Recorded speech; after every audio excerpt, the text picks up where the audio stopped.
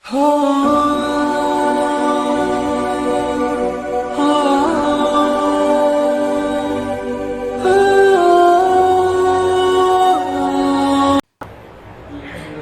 رب العالمين والصلاة والسلام على سيد الأنبياء وأشرف الأنبياء وأعظم الأنبياء والمرسلين محمد وعلى آله وأصحابه وأتباعه أجمعين. أما بعد فقد قال الله تبارك وتعالى في كلامه المجيد والفرقان الحميد بعد أعوذ بالله من الشيطان الرجيم بسم الله الرحمن الرحيم. وإذ قال ربك للملائكة اسجدوا لآدم فسجدوا إلا إبليس أبى واستكبر وكان من الكافرين. وقال اهدنا الصراط المستقيم. وقال قل أعوذ برب الناس ملك الناس إله الناس من شر الوسواس الخناس الذي يوسوس في صدور الناس من الجنة والناس. صدق الله مولانا العظيم وصدق رسوله النبي الكريم ونحن على ذلك من الشاهدين والشاكرين. ساری کی ساری حمد اور ہر قسم کی تعریف اس اللہ رب العزت والجلال کے لیے ہے جس نے ہم سب کو مسجد میں آنے کی توفیق دی، دین کی بات سننے اور سمجھنے کی توفیق دی اور اپنی عبادات کرنے کی ہمت اور توفیق عطا فرمائی. اللہ رب العزت والجلال نے انسان کو دنیا کے اندر بھیجا، اس انسان کے اختیار میں دے دیا، چاہے تو وہ نیکی کا کام کرے اور چاہے تو بدی کا کام کرے، چاہے وہ اپنی زندگی کو گناہوں سے بھر لے اور اگر چاہے تو نیکی کی راہ پر گامزن رہے. سورہ فاتحہ ہم سب ہمیشہ نماز میں بار بار پڑھتے رہتے ہیں. خاص طور پر اللہ تعالیٰ نے اس سورت کے اندر انسان کو تاکید فرمائی. اتنی تعریف، اتنی زبردست تعریف کہ پوری قرآن کی تعریفوں کا مجموعہ سورہ فاتحہ میں اللہ تعالیٰ نے جمع فرمایا. پھر انسان سے کہا کہ ایک چیز معلوم، اہدنا الصراط المستقیم، کہ مجھ کو سیدھے راستے پر چلو. اب ظاہر سی بات ہے انسان کے اندر شر کا مادہ بھی ہے اور خیر کا مادہ بھی ہے. چاہے تو وہ نیکی بھی کر سکتا ہے اور چاہے تو وہ گناہ بھی کر سکتا ہے. تو یہیں سے انسان کی دو کیٹیگریاں بن جاتی ہیں، دو قسم کے انسان ہو جاتے ہیں. ایک تو نیکوکار ہوتے ہیں، متقی ہوتے ہیں، اللہ سے ڈرنے والے ہوتے ہیں. دوسرے وہ لوگ ہوتے ہیں جو کفر اور شرک کی راہ اختیار کیے ہوئے ہوتے ہیں. ان کے کھاتے میں، ان کے نام اعمال میں نیکیوں کے نام کی کوئی چیز نہیں ہوتی. تو اگر انسان یہاں پر آتا ہے تو دو قسم کی بھی اس کو صحبتیں مل سکتی ہے. خالی وہ ذہن آدمی ہو، یا تو اس کو مومنین کی بھی صحبت مل سکتی ہے، مومنین کے ساتھ بھی اس کا اٹھنا بیٹھنا ہو سکتا ہے، چاہے تو وہ نیک بن سکتا ہے. اور اگر اس نے بری صحبت اختیار کر لی تو برائی کا بھی ارتکاب کر سکتا ہے. قرآن مجید میں اللہ تعالیٰ نے پہلے پارے کے اندر اتنا زور دیا، اور ظاہر سی بات ہے اللہ کی عزت کا کلام. دنیا میں بھی آدمی کوئی کتاب اگر لکھتا ہے تو اس کا اصل مقصد شروع میں لکھتے ہیں. کیا لکھنا چاہ رہا کتاب کے شروع میں ہی مل جاتا.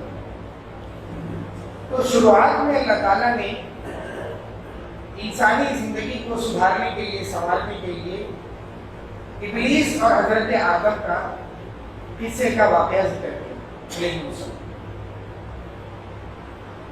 جس کے اندر اللہ تعالیٰ نے بتایا کہ یہ ابلیس اور شیطان کی ساری نسل قیامت تک آنے والے جتنے بھی ہیں وہ تمام کی تمام انسانیت کی دشمن ہے، تمہاری دشمن ہے، تمہارے بعد آنے والی تمہاری نسلوں کی بھی دشمن رہے گی اور تم سے پہلے جو تمہارے ماں باپ چلے گئے ان کی بھی یہ دشمنی۔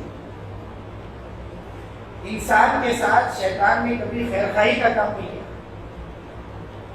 جب اللہ رب العزت نے حضرت آدم علیہ السلام کو پیدا کرنے کا ارادہ فرمایا، وہ قصہ بار بار آپ لوگ سنتے رہتے ہیں، فرشتوں سے کہا کہ میں دنیا میں اپنا خلیفہ مقرر کرنے والا ہوں۔ اذ قالت الملائکۃ، کہ اللہ تعالیٰ نے جب کہا اپنے فرشتوں سے انی جاعل فی الارض خلیفہ، زمین کے اندر اپنا نائب مقرر کرنا چاہتا ہوں، تو فرشتوں نے حیرت سے کہا اے اللہ پاک، ہم تو آپ کی تعریف کرتے ہیں، تصویر بیان کرتے ہیں کہ آپ دنیا میں ایک ایسی مخلوق کو بھیجو گے جو سوائے فساد برپا کرنے کے کوئی کام نہیں کرے گا۔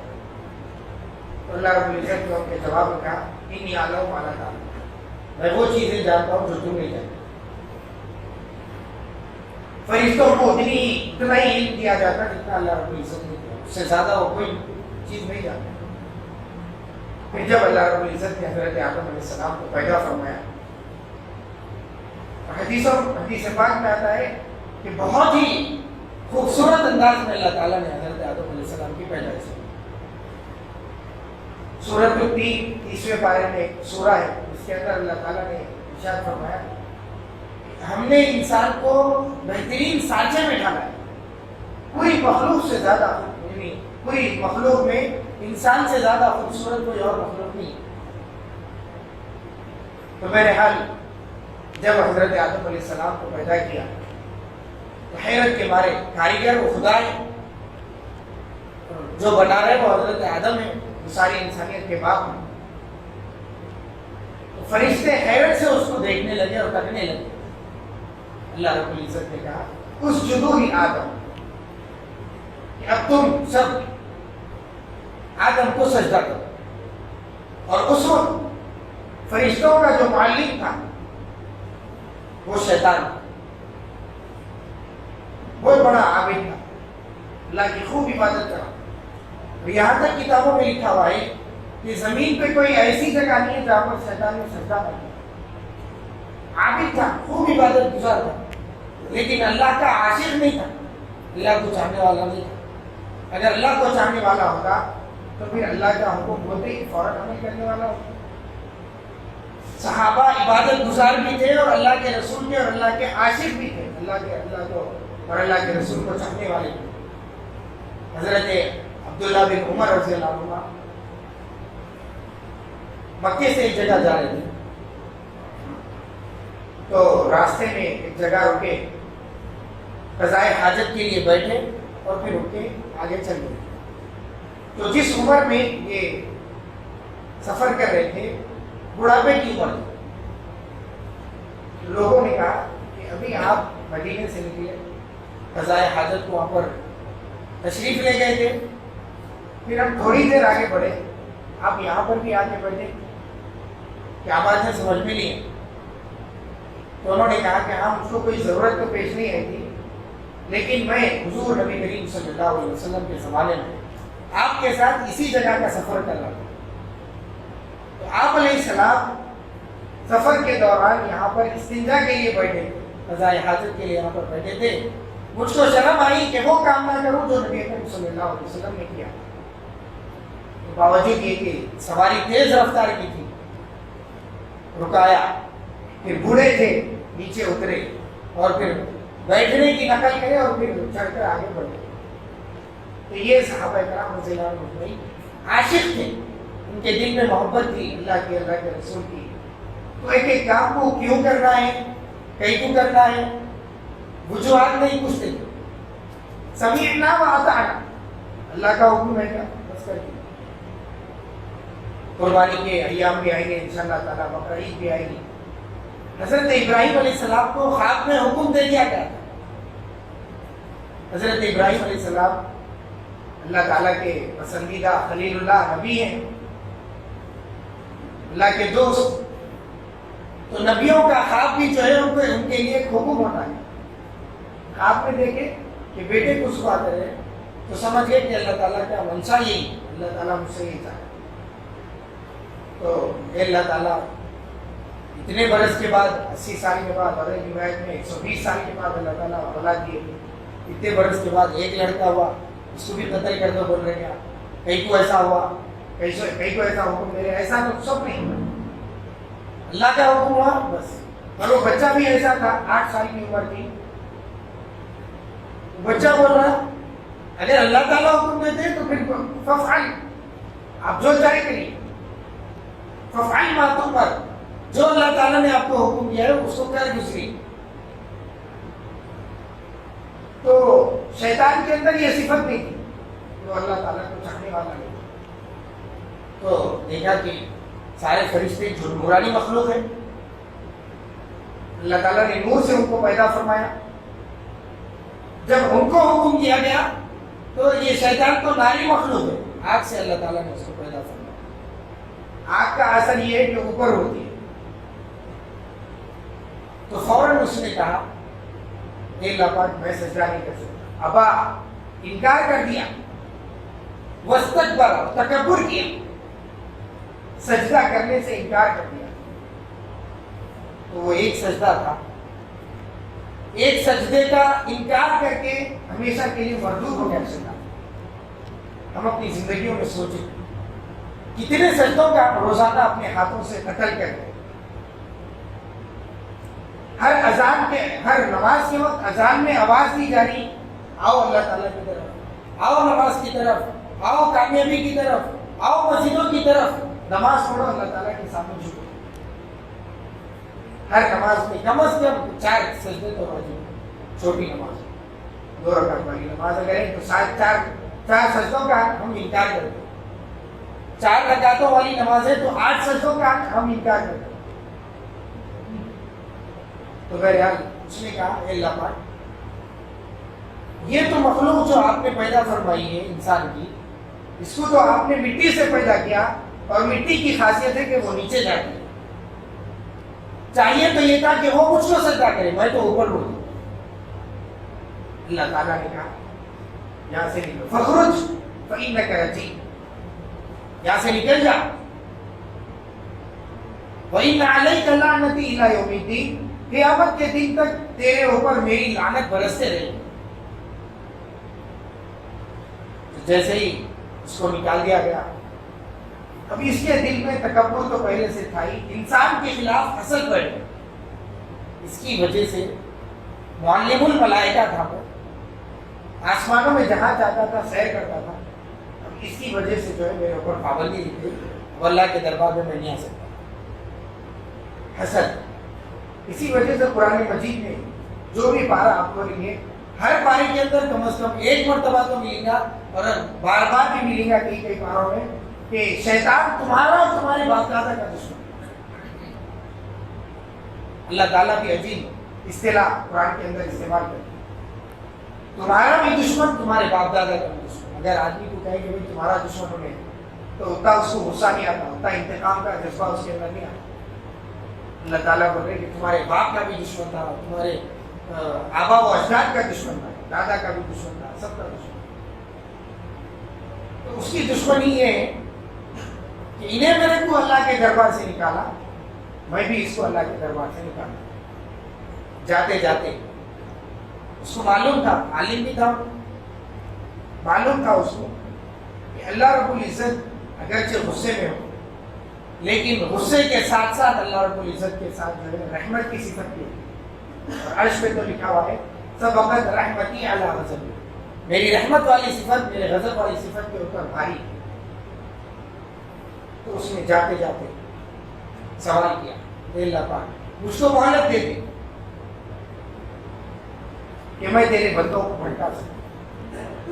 تو اللہ تعالیٰ نے بھی کہا کہ تجھ کو مہلت دی جاتی ہے, لیکن تو میرے مخلص بندوں کا یا مخلص بندوں کا, مخلص کے معنی قرآن کریم میں مخلص بندوں کا کچھ بھی تو بیکار نہیں کر سکے گا, ان کی آخرت تباہ و برباد نہیں کر سکے گا, ان کی آخرت برباد نہیں کر سکے گا.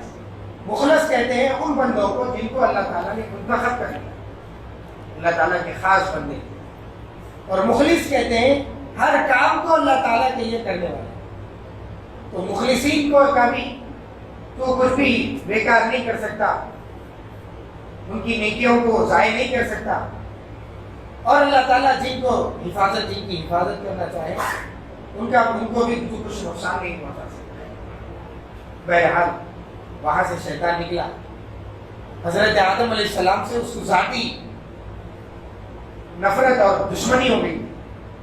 اب حضرت آدم علیہ السلام کو اللہ تعالیٰ نے جنت میں بھیجا اور ان کے ساتھ حضرت حوا کو بھی بھیجا،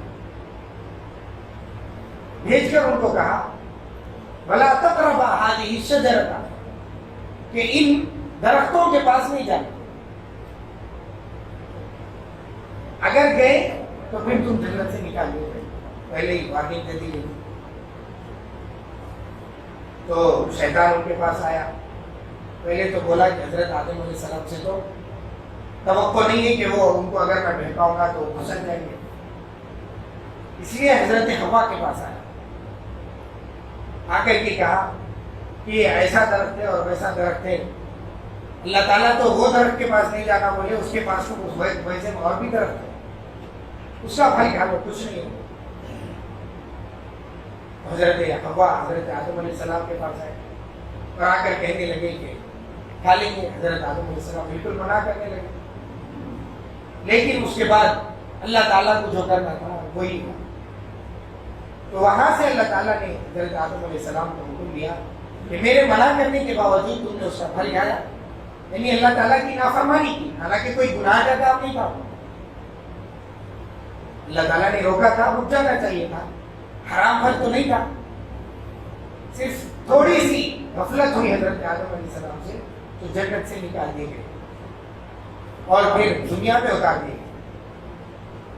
واقعات کی تفسیر جو ہے وہ تفسیر کی کتابوں میں حضرت آدم علیہ السلام کہاں اترے، حضرت حوا کہاں اترے، پھر دونوں کی ملاقات دوبارہ کہاں ہوئی، یہ دونوں خوب روتے رہے، اور آخرکار حضور پرنور صلی اللہ علیہ وسلم کا نام مبارک لے کر حضرت آدم علیہ السلام نے اللہ تعالیٰ سے معافی مانگی کہ محمد کے طفیل تو ہم کو معاف فرما۔ تو اللہ تعالیٰ نے جو بھی ان سے سرزد ہوئی تھی اللہ تعالیٰ نے معاف فرما دیا۔ اللہ تعالیٰ نے پوچھا کہ تم محمد کو کیسے جانتے ہو؟ تو حضرت آدم علیہ السلام نے کہا کہ جب میرے اندر آپ نے روح ڈھونکی اور میری نظر سیدھے کے سیدھے عرش الہی پر جا پڑی اور وہاں پر میں نے دیکھا کہ آپ کے نام کے ساتھ حضور پرنور محمد رسول اللہ صلی اللہ علیہ وسلم کا نام ہے، تو میں اسی وقت سمجھ گیا تھا ہو نہ ہو یہ کوئی بڑی شخصیت ہے۔ تو بہرحال حضرت آدم علیہ السلام کو اللہ تعالیٰ نے معاف کر دیا اور پھر اپنی زندگی کو گزارتے رہے۔ شیطان وہاں سے وعدہ کر کے آیا کہ میں آپ کے بندوں کو نہیں چھوڑوں گا، ان کو جہنم میں پہنچا کر ہی رہوں گا۔ اللہ تعالیٰ نے شیطان کی جو شرارت ہے قرآن کریم میں جگہ جگہ سورہ ناس ہم روزانہ پڑھتے ہیں، قل اعوذ برب الناس ملک الناس الہ الناس من شر الوسواس الخناس۔ خناس کے وسوسوں سے اللہ تعالیٰ ان کی شرارت سے ہماری حفاظت کرے۔